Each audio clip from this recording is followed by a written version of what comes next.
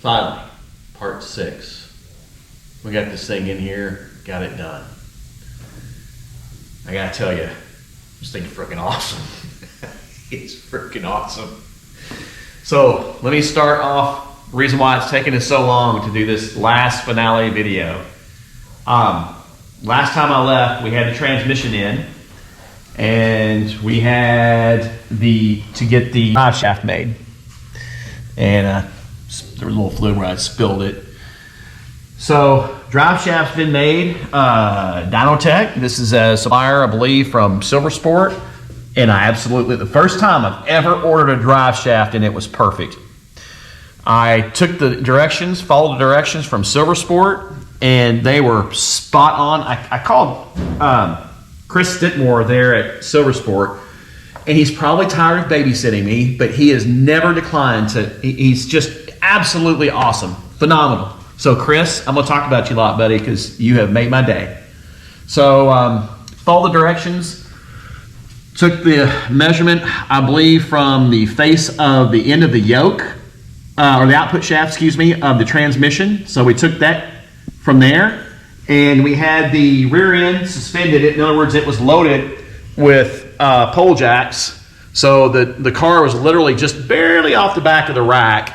And then we took it to literally, I believe, the face of the yoke on the rear end right here.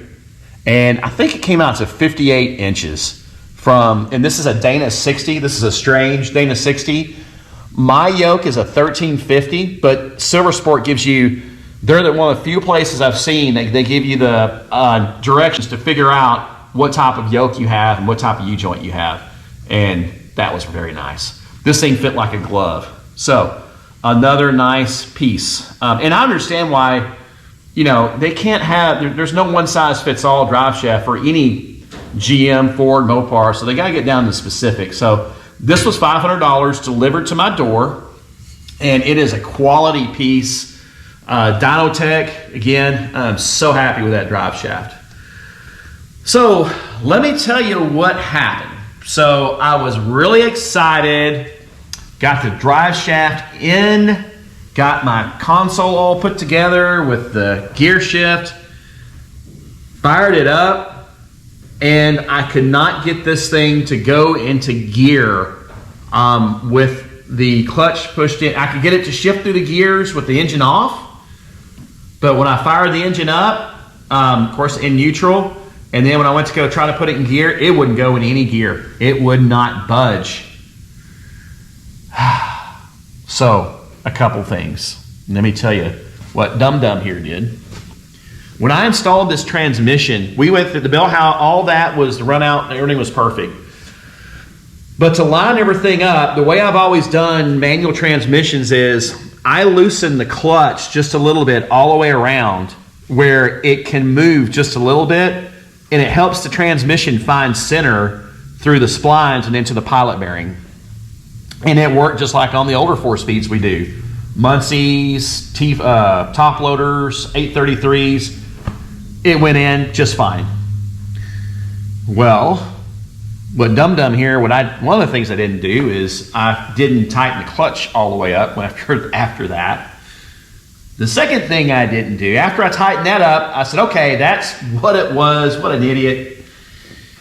The second part was, I didn't take the proper measurement from the clutch fingers to the face of the bell housing. And I believe what I did, I was following directions, and then I got ahead of myself on all the other measurements that I'd taken. And because it all had gone in so well, after I got that done, I had Trish here, my wife was filming. I had her get in, and we had to bleed the clutch, make sure there wasn't any air in it.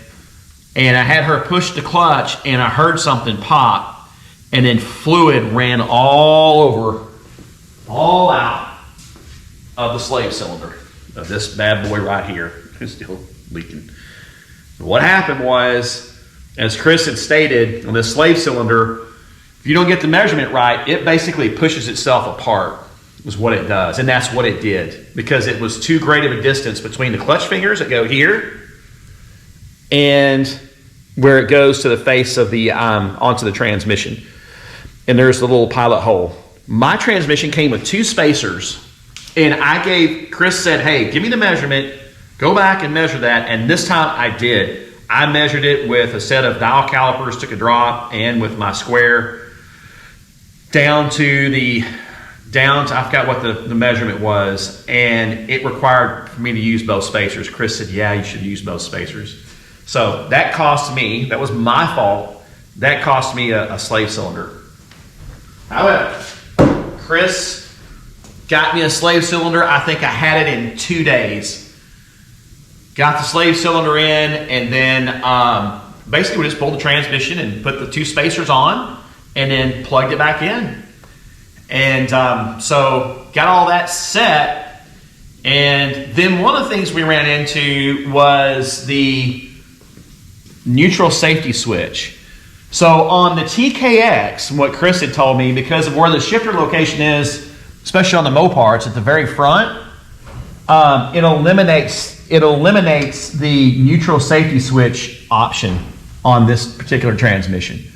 So what's got to happen is, or what I had to do, and I haven't done it yet, but it is going to happen. I've got to make a clutch lever neutral safety switch for this. Right now, it's just gone to ground, and it'll fire up no matter what you do. You turn the key, it's very dangerous. So nobody drives a car right now, except for me, until we get that resolved. But this is on the Mopar.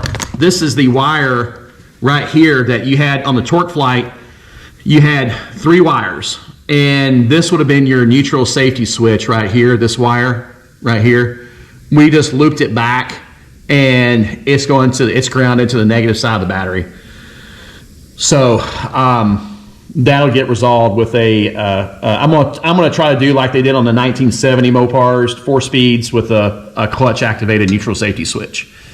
Reverse lights work. This is for your reverse lights. So what I did was, obviously it's just the blue and the purple and the black.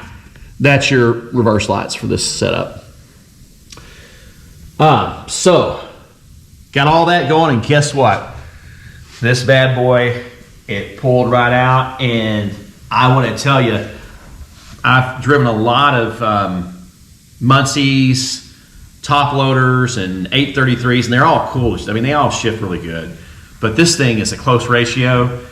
It reminds me a lot of my Hellcat that had the 6-speed Magnum, the T56, I think. It feels a lot like that, except it's only a 5-speed. And I'm going to tell you also, I read on the forums, people talking about how they don't shift right. If you get that run out, it's imperative you get that run out right, like we did. Ours came to 4.5 thou total indicated run out. Man, it shifts so good. So good. So, yeah, that basically is now where we're at. We're going to add this video. We're going to take it for a ride down the road here. I haven't got on it or anything because I'm trying to break the clutch in per the instructions.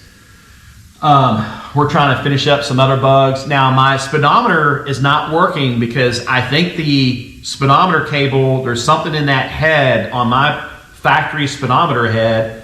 It doesn't seem like it wants to engage with the factory, or with what they sent me from Silver Sport. It's not saying that Silver Sport didn't send me the right one. It's just I'm having issues getting that. So unfortunately, I can't do an overdrive run with a verified speed, say at 65 and 70. But I've done the calculations. This has 373 rear gear ratio with 295 50s. And I think at 75, it's supposed to turn somewhere around maybe 2,300, 24 maybe. At 75, way better than 3,500 or more. So, yeah, I got to tell you, I learned a lot on this install, and all of the mistakes were self-induced by me. Silver Sport did a fantastic job on this kit, and I'm hoping to do more of these on other customer cars, but we always use my car as a pilot. Okay, so on the Mopar, Another thing we learned on the first install was when you're doing at least a big block with a pan like what I have here, you've got to uncouple the center link from the tie rod ends, the idler arm, and the pitman arm, because when it rests in this location, it's not going to give you the clearance on the tunnel to engage the transmission. So if you just uncouple this, and you don't have to, you can just, put a few, the nuts back on, but it has to be, uncoupled from the taper. It gives you enough room when it's down to install it at an angle and then go back up. If I'd known that when I went to go cut, and Jeff Kaufman was right, he said, you should have called me, and it's probably what he was going to tell me, is you don't have to do that. So I didn't have to cut hardly anything out. I did clearance just a little bit across the torsion bar cross member, but it was very little. So easy to bleed the clutch on this thing. So I'm trying to think what else that I may have left out, but those were the big ones. They were self-induced, and that's why this video is taking so long to get back with you guys and gals out there. I had some other issues that needed to be resolved and just tidy up. And like you can see right here, I still need to tidy this O2 sensor wire right here so it doesn't get burned on the headers. So I just driven it up and down the street, but a few little things, and then we're gonna get ready to take you on a ride and show you how it works.